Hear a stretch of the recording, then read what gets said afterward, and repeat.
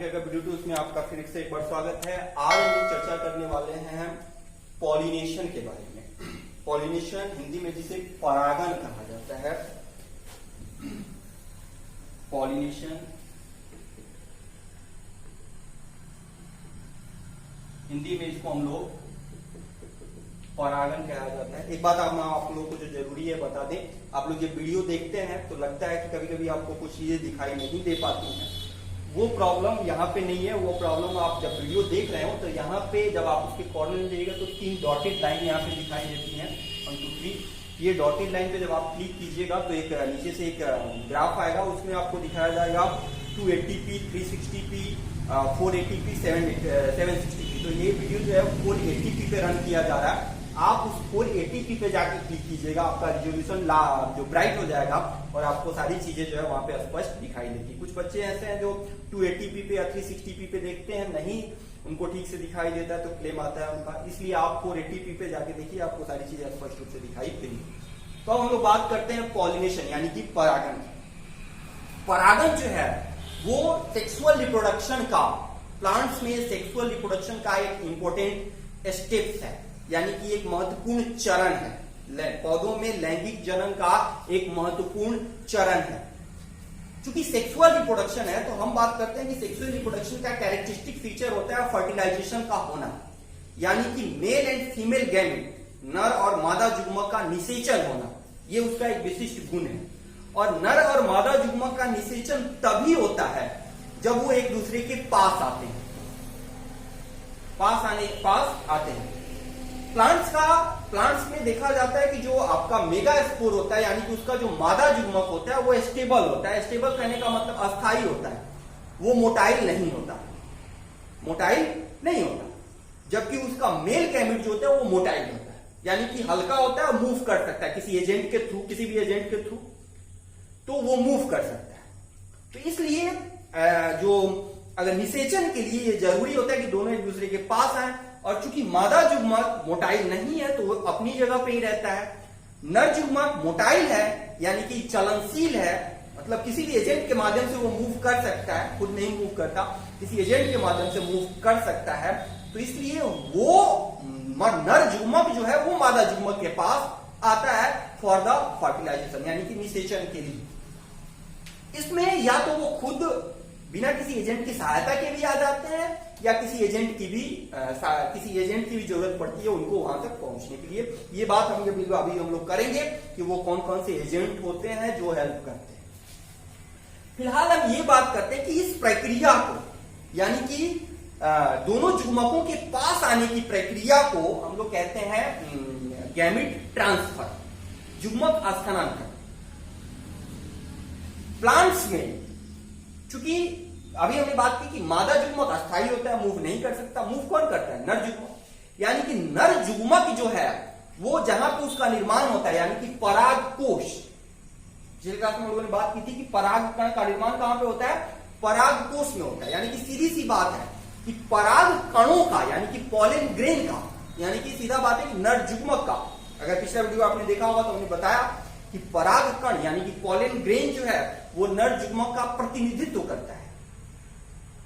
Okay, तो पराग कण का पराग कोश से स्टिग्मा तक स्थानांतरित होने की प्रक्रिया जो है परागण कहलाती है। तो अगर इसको आप डिफाइन करना चाहें तो आप कह सकते हैं कि किसी पराग कणों का पराग कोश से उसी प्रजाति के किसी अन्य पुष्प या उसी पुष्प के वर्तिकाग्र पर स्थानांतरण की प्रक्रिया जो है वो परागण कहलाती है। Pollination is the gamete process of gamete transfer. Pollination is the process of gamete transfer in which a pollen grain from the anther transferred to the another flower of the same species on the stigma of this flower। यानी कि उसी प्रजाति के किसी अन्य पुष्प या उसी पुष्प के वर्तिकाग्र पर पराग कणों का स्थानांतरण परागण कहलाता है। ओके, तो ये सिंपली बात हो गई पॉलिनेशन की, यानी कि परागण की। इस गैमेटिक ट्रांसफर प्रोसेस यानी कि युग्मक स्थानांतरण प्रक्रिया है पौधों में। बात आती है कि ये कितने तरह से स्थानांतरित होते हैं। हमने आपको कहा कि कभी कभी इसमें एजेंट की भी जरूरत पड़ती है। बात आती है कि वो कौन कौन से एजेंट होते हैं जो गैमेटिक ट्रांसफर में हेल्प करते हैं। ओके, तो यहां पे जो होते हैं ये जो पराग कोश से पराग कणों का जो स्थानांतरण होता है वो कई प्रकार से होता है। और इस टाइप्स ऑफ मतलब स्थानांतरण के प्रकार के आधार पर हम लोग परागन के प्रकार का भी निर्धारण कर देते हैं। जब अलग अलग प्रकार से पराग कणों का स्थानांतरण होता है तो उस बेसिस पे हम लोग परागन का भी जो टाइप्स है या प्रकार है उसका निर्धारण कर देते हैं। तो सिंपली इस फिगर के माध्यम से हम थोड़ा सा समझने की कोशिश करते हैं। ये एक आपका फ्लावर है, एक प्लांट है जिसपे आपको फ्लावर लगे हुए हैं, और ये दूसरा प्लांट है उसी प्रजाति का दूसरा प्लांट है। जिस प्रजाति का ये है उसी प्रजाति का ये दूसरा प्लांट है जिसपे फ्लावर्स लगे हुए हैं।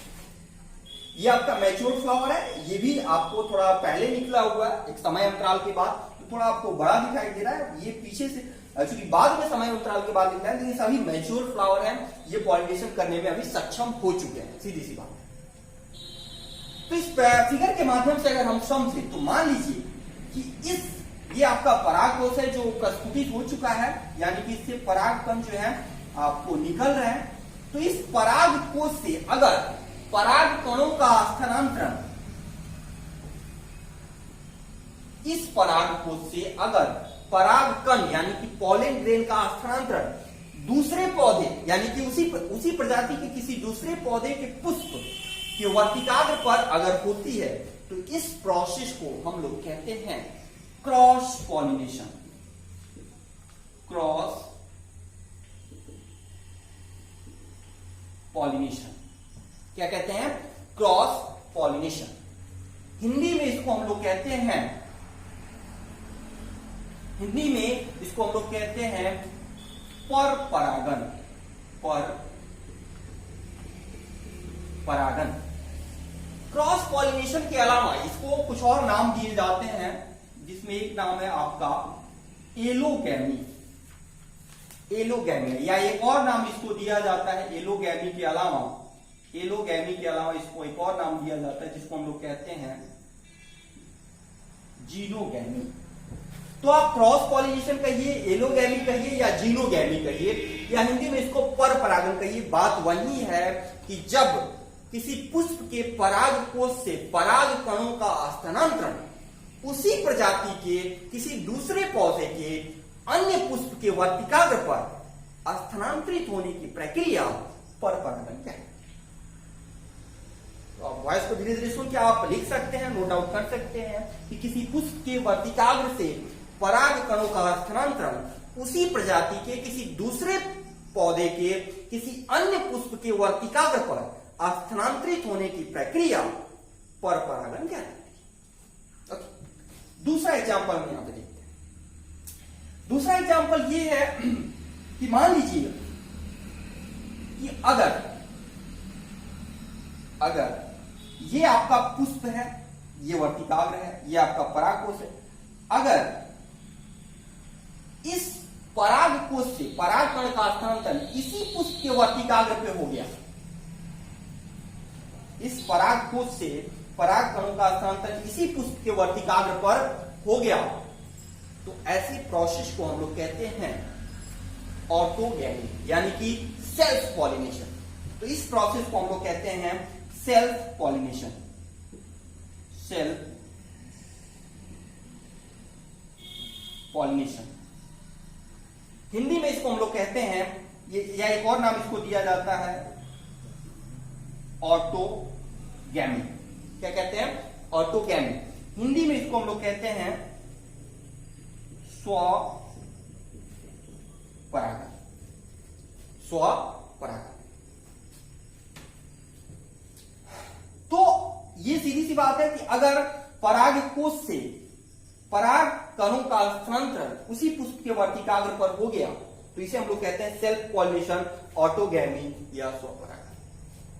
स्वपरागन। तीसरा प्रोसेस यहां पे हम लोग देखते हैं ऑन द बेसिस ऑफ परागण, जो परागण स्थानांतरित होते हैं उसके टाइप के आधार पर किस तरह वो स्थानांतरित होते हैं उसकी बेसिस पे, अगर पराग कण का स्थानांतरण इस पराग कोश से, पराग कण का स्थानांतरण इस पुष्प के पराग कोश से इस पुष्प के वर्तिकाग्र पर हो जाता है। ये आपका पौधा है, उसमें हमने आपको बताया कई फ्लावर्स लगे हुए हैं, तो समान मतलब एक ही पौधा है, उसमें किसी पुष्प के पराग कोश से उसी पौधे के किसी दूसरे पुष्प के वर्तिकाग्र पर अगर पराग कणों का स्थानांतरण होता है तो उसे हम समजात पुष्पी परागण कहते हैं। समजात पुष्पी परागण यानी कि कोई पौधा है, उसमें कई तरह के फ्लावर्स लगे हुए हैं, एक फ्लावर के पराग कोश से परागकण निकला और उसी पौधे पे उपस्थित किसी दूसरे पुष्प के वर्तिकाग्र पर गिर गया, तो इसको हम लोग कहते हैं समजात पुष्पी परागण, या इंग्लिश में इसको हम लोग कहते हैं गिटोनोगैमी। गिटोनोगैमी, गिटोनोगैमी, हिंदी में इसको हम लोग कहते हैं समजात पुष्पी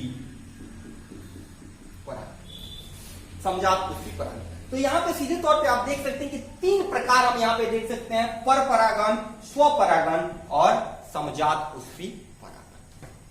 स्वपरागण, पर परागण और समजात पुष्पी परागण। एक चीज और यहां पे हम लोग देखते हैं कि ये तीन चीज तो नॉर्मल है, आप जानते हैं, कोई दिक्कत नहीं। एक तरह से और होता है, एक प्रकार और हम बना सकते हैं, आप जानते हैं होता भी, ये कभी कभी फ्लावर जो होता है वहां पे सेल्फ पॉलिनेशन का होना एक तरह से मजबूरी हो जाती है, सीधे तौर पे पुष्प के लिए।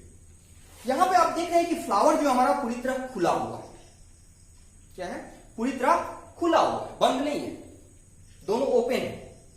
यहां पे दूसरे परागकण के गिरने की भी संभावना है। अभी तो यहां पे हम लोग सेल्फ पॉलिनेशन बता रहे हैं कि यहां पे पराग कोश से पॉलन ग्रेन निकला और इसी वर्तिकाग्र पे गिर गया, लेकिन चूंकि आपका ये जो वर्तिकाग्र है वो एक्सपोज्ड है, आपके एक्सटर्नल इन्वायरमेंट में एक्सपोज्ड है, तो वहां पे जो होता है वहां पे ये गिर सकता है दूसरा पौधा। तो वो मजबूरी इस कारण से होती है कि पौधे यहाँ पे जो आपका ये तो एक्सटर्नल इन्वायरमेंट के एक्सपोज है, एक्सटर्नल बाहरी इन्वायरमेंट में खुला हुआ है, तो यहाँ पे ये संभावना है कि कोई दूसरा परागकण भी, इसके अलावा कोई दूसरा परागकण भी गिर सकता है।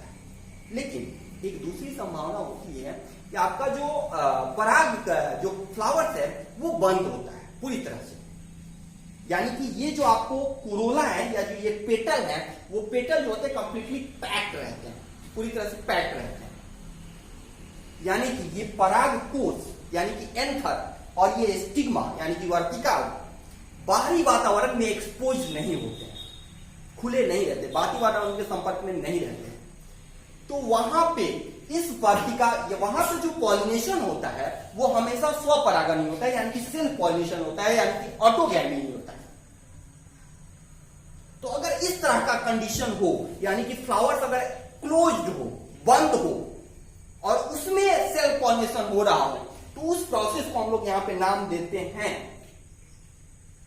क्लिस्टोगैमी।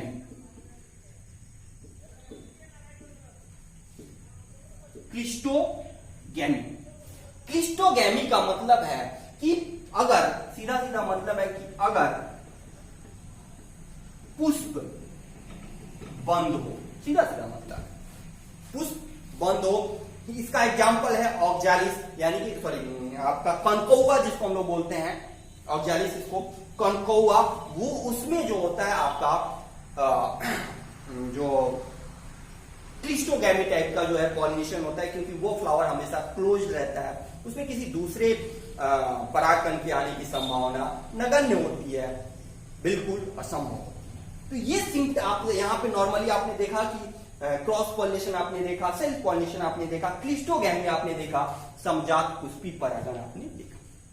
कुछ ऑथर्स की इन दोनों में थोड़ा सा वो रहता है, मतभेद रहता है कुछ ऑथर्स का। क्या मतभेद होता है हम यहां पे समझते हैं। मतभेद ये होता है कि कुछ ऑथर्स इसको कहते हैं कि नहीं ये पर परागन है, पर परागन का प्रकार है। लेकिन कुछ ऑथर्स कहते हैं, ऑथर्स यानी कि लेखक कहते हैं कि आपको ये स्वपरागन। पर परागन कहने का बेसिस ये है, आधार ये है कि वो कहते हैं कि इसमें चूंकि ये दूसरे फ्लावर पर स्थानांतरित हो रहा है तो कहीं ना कहीं किसी परागन कारक की जरूरत पड़ती है, इस तरह के पॉलिनेशन। उस बेसिस पे कुछ ऑथर्स यानी कि लेखक, कुछ पब्लिशर्स जो होते हैं वो कहते हैं कि नहीं ये भी आपको एक पर परागन का यानी कि क्रॉस पॉलिनेशन का ही टाइप है। लेकिन सेल्फ पॉलिनेशन इसलिए कुछ ऑथर्स इसको या पब्लिशर्स इसको सेल्फ पॉलिनेशन के अंडर इसलिए रखते हैं क्योंकि चूंकि ये सेम फ्लावर्स पे है, स्पीशीज सिमिलर है, समान है, तो यहां पे जो इनका जेनेटिक कॉम्बिनेशन होता है वो सिमिलर होता है। जेनेटिक कॉम्बिनेशन जो होता है वो सिमिलर होता है। जो जेनेटिक कॉम्बिनेशन इसको चूंकि सेम प्लांट पे प्रेजेंट है तो इनका जो जेनेटिक सिमिलरिटी है वो काफी हद तक 99.9% तो सिमिलर होता है। तो ऐसे सिमिलरिटी को जेनेटिक बेसिस पे इसको जो कुछ पब्लिशर्स या जो आपके ऑथर्स होते हैं इसको रखते हैं आपको सेल्फ पॉलिनेशन के अंदर। लेकिन हम लोग यहाँ जो है जानेंगे, यहाँ तीन टाइप जानेंगे सीधे तौर पे कि परागन के तीन टाइप होते हैं आपको, पर परागन, स्वपरागन और समजात पुष्पी परागन। ये जो क्लिस्टोगैमी होता है इसको हम लोग रखते हैं स्वपरागन के अंदर, इसमें कोई कंफ्यूजन नहीं है। क्लिस्टोगैमी जो है वो स्वपरागन का ही एक प्रकार है। तो यहाँ पे हम लोगों ने जाना क्रॉस पॉलिनेशन, सेल्फ पॉलिनेशन, समजात पुष्पी परागन और क्लिस्टोगैमी। अब बात आती है कि हमने आपको कहा कि पर परागन में चूंकि अब इसको एक पौधे से दूसरे पौधे तक जाना है, एक पौधे से दूसरे पौधे तक जाना है, तो दूसरे पौधे तक जाने के लिए सेल्फ तो जाता नहीं है, सेल्फ मूवेबल तो होता नहीं है, इसको किसी कारक की जरूरत पड़ती है, किसी एजेंट की जरूरत पड़ती है। यहां से पॉलन ग्रेन को, ये मान लीजिए कि आपका पॉलन ग्रेन है, इस पॉलन ग्रेन को यहां तक पहुंचने के लिए किसी कारक की जरूरत पड़ती है। वो कारक कुछ भी हो सकता है, अभी हम लोग देखेंगे क्या क्या कारक हो सकता है। तो उस कारक के आधार पर अब पर परागन को कई तरह से देखा जाता है, यानी कि पर परागन को पॉलिनेटिंग एजेंट के आधार पर कई प्रकार में बांटा जा सकता है। वो प्रकार कई प्रकार के होते हैं। इसमें ये प्रकार का निर्धारण जो है इस आधार पर किया जाता है कि वहां पे जो पॉलिनेटिंग एजेंट है वो कौन से पॉलिनेटिंग एजेंट, उस पॉलिनेटिंग एजेंट के आधार पर क्रॉस पॉलिनेशन का जो है प्रकार का निर्धारण किया जाता है। आइए देखते हैं कि वो कौन से पॉलिनेटिंग एजेंट हैं और उस बेसिस पे किस तरह के प्रकार का निर्धारण किया जाता है, किस प्रकार के होते हैं। तो मान लीजिए कि अगर पॉलिनेटिंग एजेंट कोई एनिमल्स हो, पॉलिनेटिंग एजेंट कोई एनिमल्स हो, तो वहां पे हमारा जो टाइप होता है उसको हम लोग कहते हैं जूफिली। यहां पे आपका परागन कारक जो होता है, परागन कारक कोई जंतु होता है, परागन कारक कोई जंतु होता है, ठीक है। अब इसमें पहला हम लोग लेते हैं, इसमें पहला हमारा होता है जूफिली में पहला हम लोग लेते हैं एंटोमोफिली।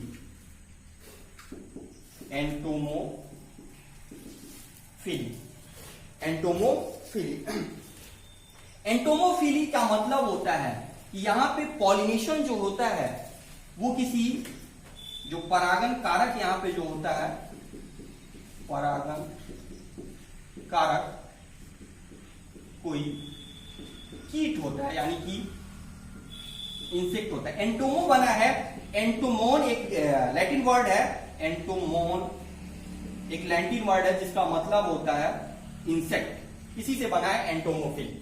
यानी कि यहां पे कोई परागन कारक जो होता है वो इंसेक्ट होता है। और यहां पे ये जानना सबसे इंपॉर्टेंट है कि इस इंसेक्ट में भी 80% इंसेक्ट जो होते हैं, कितने परसेंट? 80% जो पॉलिनेशन होता है, 80% जो पॉलिनेशन होता है वो बी के द्वारा होता है, यानी कि मधुमक्खी के द्वारा होता है। किसके द्वारा होता है? मधुमक्खी के द्वारा होता है। यानी कि 80% पॉलिनेशन जो होता है वो मधुमक्खी के द्वारा होता है। आपको एंटोमोफिली। तो इसलिए मधुमक्खी को हम लोग best friend of the farmer भी कहते हैं। आप लोग नोट डाउन करेंगे, best friend of the farmer, best friend of the farmer भी कहते हैं। ओके, यानी कि मधुमक्खी को हम लोग best friend of the farmer भी कहते हैं, क्योंकि 80% मोस्ट ऑफ द प्लांट्स में, यानी कि 80% केसेज में आपका जो पॉलिनेशन होता है वो आपको इंसेक्ट, और इंसेक्ट में भी आपको मधुमक्खी के द्वारा, बी के द्वारा ज्यादा होता है। अगला जो होता है एंटोमोफिली। एंटोमोफिली के बाद जो पॉलिनेशन होता है वो होता है आपको यहां पे बता दें, जो दूसरा होता है, पहला तो आप लोग जान लीजिए कि एंटोमोफिली, दूसरा जो पॉलिनेशन होता है वो हम लोग कहते हैं ऑर्निथोफिली। Ornithophily, ornithophily. ऑर्निथोफिली में क्या होता है कि इसमें जो परागण कारक होते हैं वो कोई बर्ड्स होता है, यानी कोई चिड़िया होती है। एग्जाम्पल इसमें अगर हम लोग लें, कौन कौन से उदाहरण इसमें हो सकते हैं, तो इसमें उदाहरण के तौर पे आता है बिगोनिया। बिगोनिया, इसको हम लोग एलिफेंट ईयर प्लांट भी कहते हैं, यानी कि इस प्लांट का जो लीफ होता है वो काफी बड़ा होता है, हाथी के कान के समान होता है, इसलिए एलिफेंट ईयर प्लांट भी कहा जाता है। तीसरा अगला जो होता है वो होता है आपका मेलेकोफिली। यहां पे आपका जो परागण कारक होता है वो स्नेल होता है, जिसको हम लोग घोंघा भी कहते हैं। परागण कारक आपका स्नेल होता है। यहां पे आपका जो एग्जाम्पल के तौर पे जो आपका एग्जाम्पल होता है वो होता है आपका स्पाइडर लिली। Spider lily. अगला जो होता है डी के तौर पे हम लोग देखें तो आपका होता है काइरोप्टेरोफिली। काइरोप्टेरोफिली, यहां पे जो आपका पॉलिनेटिंग एजेंट होता है, यानी कि परागण कारक यहां पे जो होता है वो कोई बैट्स होता है, यानी कि चमगादड़ होता है। यहां पे एग्जांपल अगर हम लोग लें तो कदम का जो पौधा होता है, कदम का या चिक्कू का जो पौधा होता है, ये चिक्कू या कदम में आपको बैट्स के द्वारा, यानी कि चमगादड़ के द्वारा पॉलिनेशन होता है। अगला अगर हम लोग देखें तो अगला होता है हमारा मिर्मिकोफिली।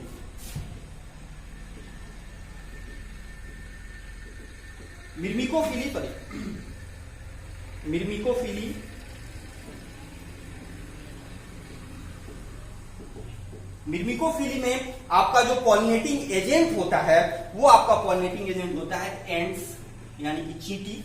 और यहां पे जो आपका एग्जाम्पल होता है वो होता है मैरीगोल्ड।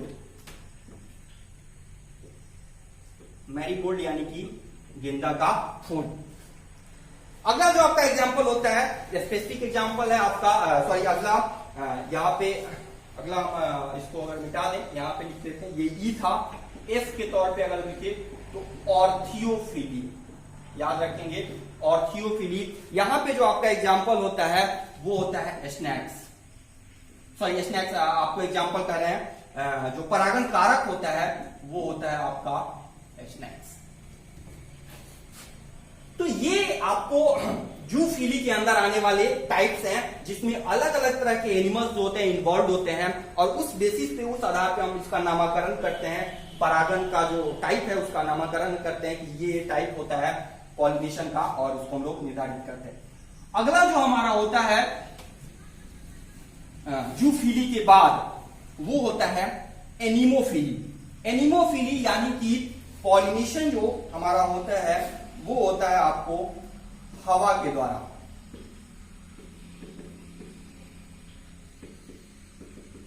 एनिमोफिली, यहां पे परागण कारक जो होता है आपका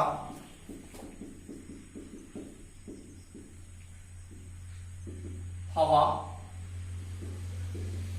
होता है, परागण कारक आपका हवा होता है। यहां पे एग्जाम्पल के तौर पे जो एग्जाम्पल होते हैं, उदाहरण होते हैं, किस किस में होता है, तो जितने भी सीरियल्स होते हैं, यानी कि जितने भी अनाज होते हैं, धान, गेहूं, बाजरा, या आपको मक्का वगैरह में, या आपकी जितने भी घास होते हैं, ग्रासेज, उसमें आपका जो है ये एनिमोफिली यानी कि हवा के द्वारा परागण होता है। इसमें एडेप्टेशन ये होता है, अनुकूलन जो होता है, इसमें पॉलन ग्रेन जो होते हैं, पॉलन ग्रेन हल्के होते हैं। इसका जो फीचर है कि जिसमें एनिमोफिली हो रहा है, हवा के द्वारा परागण हो रहा है, उसमें पॉलन ग्रेन कैसा होगा, स्टिग्मा कैसा होगा। इनका स्टिग्मा जो होता है यानी कि वर्तिकाग्र जो होता है वो लंबा एवं पतला होता है, जो हवा के साथ मूव करता है। यह चिपचिपा भी होता है, यह चिपचिपा भी होता है। ओके, तो ये इसके फीचर है कि यानी कि वैसे पौधे जिसमें आपका हवा के द्वारा परागण हो रहा हो, उसमें आपका जो पॉलन ग्रेन होता है काफी हल्का होता है, जिसके कारण वो हवा के साथ मूव कर सके एक दूसरे से।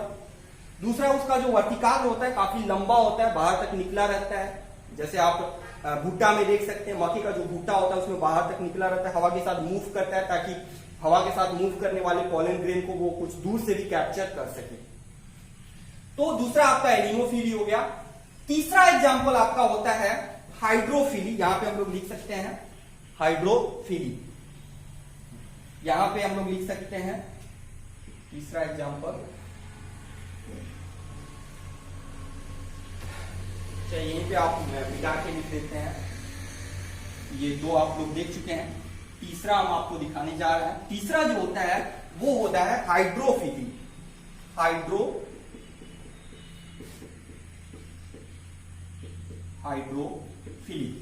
आपका, इसमें जो परागण कारक होता है,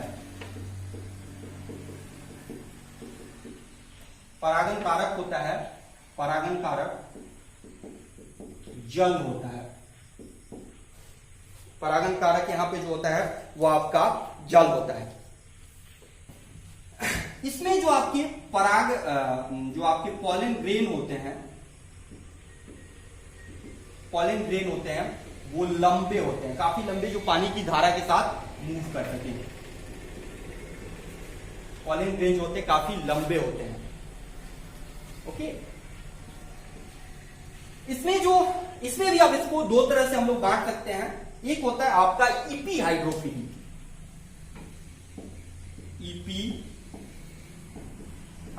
ये आपके नेट के एग्जाम में पूछ चुका है। इपी हाइड्रोफिली जो होता है ये आपको पानी की सतह पे आपका होने वाला पॉलिनेशन है, यानी कि ये जो स्टिग्मा जो होता है वो पानी की सतह पे मौजूद रहता है।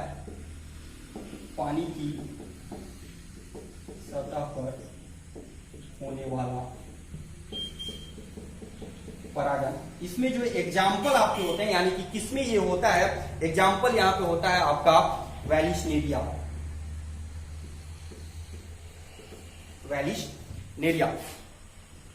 ओके, और दूसरा यहां पे होता है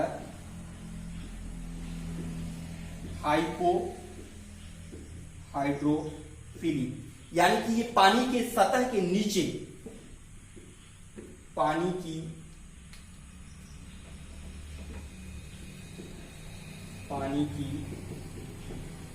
सतह के नीचे परागण होता है इसमें। और यहां पे जो आपका एग्जाम्पल होता है वो एग्जाम्पल होता है आपका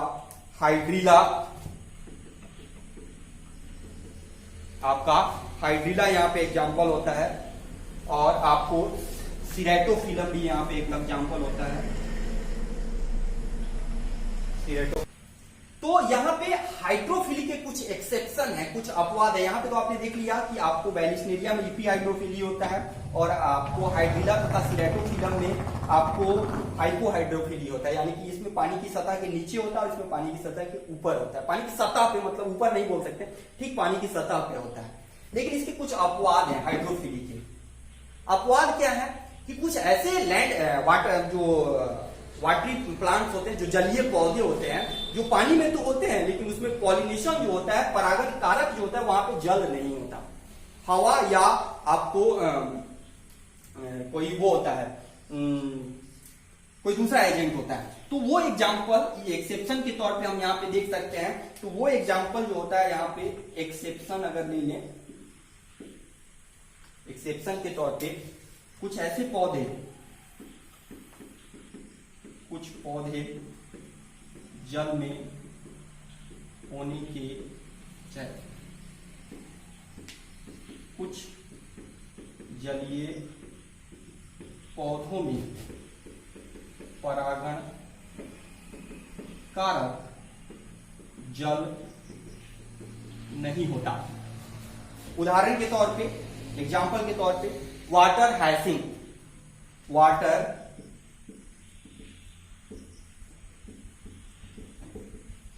हिंदी में इसको हम लोग कहते हैं जलकुंभी। इसमें भी आपको पानी के द्वारा जो होता है वो आपका वो नहीं होता, पानी के द्वारा पॉलिनेशन इसमें नहीं होता।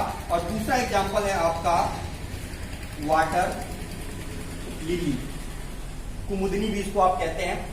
तो इन दोनों में जो है वो पानी के द्वारा पॉलिनेशन नहीं होता, कीट के द्वारा या हवा के द्वारा इसमें पॉलिनेशन होता है। तो इनमें आप कह सकते हैं कि कीट या हवा के द्वारा पॉलिनेशन होता है। तो ये एक तरह से पूरा ओवरव्यू हमने आपको दे दिया है कि आपको जो पॉलिनेशन होता है वो कितने तरह का होता है, फिर क्रॉस पॉलिनेशन को हम किस तरह से बांटते हैं और उसमें कौन कौन से एग्जांपल है हमने आपको बता दिया। ये इंपॉर्टेंट है आपको, हाइड्रोफिली जो काफी इंपॉर्टेंट है, इसमें क्वेश्चन भी आ चुका है, इससे भी क्वेश्चन आ चुके हैं कि कौन सा एक्सेप्शन है जिसमें जलीय पौधा होने के बावजूद, मतलब जलीय पौधा होने के बावजूद भी उसमें जल के द्वारा उसमें परागण कारक जो होता है वो जल नहीं होता। तो यहाँ पे एग्जाम्पल है आपका वाटर हाइसिंथ या वाटर लिली। तो आई थिंक आपने वीडियो को जो है एंजॉय किया होगा, वीडियो आपको अच्छा लगा होगा। अगर कोई प्रॉब्लम हो, कोई दिक्कत हो, कुछ क्वेश्चन, कुछ ऐसे टॉपिक से जो आप शायद छोड़ दिए हो, मे बी कोई टॉपिक छूटा नहीं है, फिर भी लग रहा है कि कुछ छूट रहा है, तो आप कमेंट बॉक्स में कमेंट करके बताएंगे, सजेशन देंगे, या अच्छा लगा हो लाइक करेंगे, कमेंट करके बताएंगे आपको कैसा लगा, और चैनल को सब्सक्राइब करेंगे, बेल आइकन को दबाएंगे ताकि वीडियो आपको मिल सके। अभी तक अगर आप लोगों ने सब्सक्राइब नहीं किया है तो कर लीजिए ताकि सारे वीडियो हम आप तक पहुंचा सकें।